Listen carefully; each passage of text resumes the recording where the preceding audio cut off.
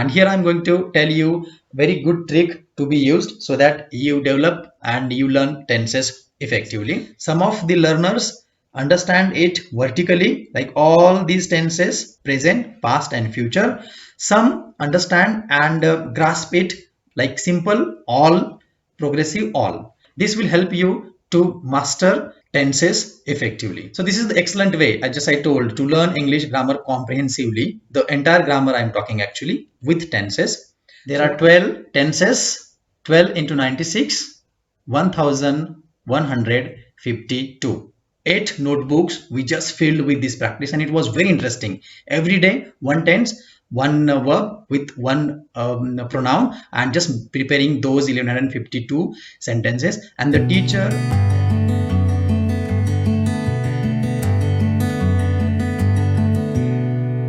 aspect each. Let us see now all the tenses in one with the aspects. And here I'm going to tell you very good trick to be used so that you develop and you learn tenses effectively.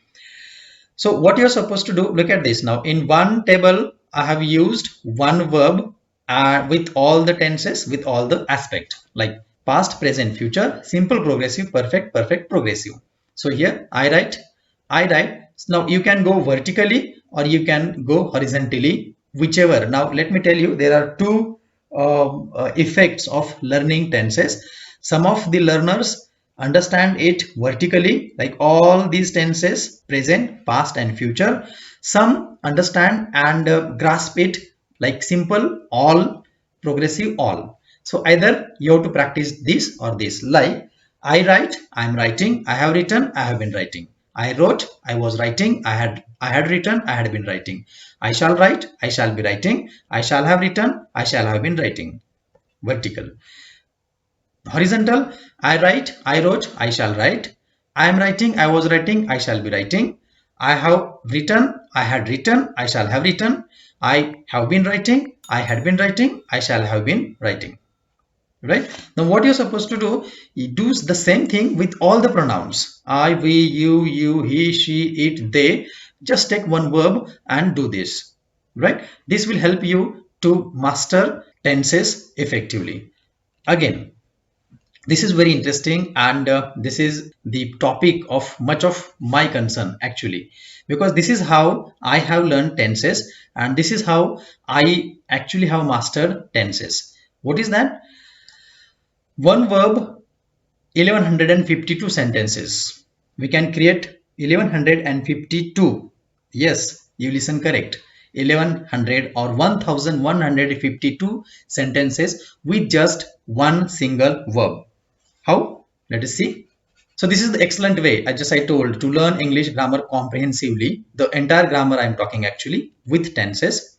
So what I'm doing here now, I'm using just one verb. I'll just show you. Right. I'm using only one pronoun, I, and one tense, that is simple present. Right. So how it goes, let me show you. And I'm going to use these like one verb, one pronoun and one simple tense in case of interrogation, negation, vice, active passive and question tag. Right. So see here now. I write a letter. Do I write a letter? So I write a letter, simple present tense, let us say assertive sentence. Do I write a letter? It is interrogation. Moving ahead, I do not write a letter. Now what I have done, I have made negation of this assertive sentence. I do not write a letter. Again, I have made interrogation of that negation. Don't I write a letter? Next, I write a letter. Don't I? Question tag. Right, we focus to emphasize. I write a letter. Don't I? I do not write a letter. Do I? Right. Next, a letter. Now it is the passive. A letter is written by me. Right? Is a letter written by me? Interrogation. A letter is not written by me. Negation. Is a letter not written by me? Right? Interrogation of negation. A letter is written by me, isn't it? Right? Question tag. A letter is not written by me, is it? Right? So you just see there are 12 various sentences with the help of one verb, write, and one pronoun, I, and it is only in simple present. Likewise, one verb, 12 sentences, eight pronouns. We have eight pronouns: I, we, you, he, she, it, they. If we create sentence with each of those pronouns, we will get 96 sentences, and there are 12 tenses. 12 into 96, 1152.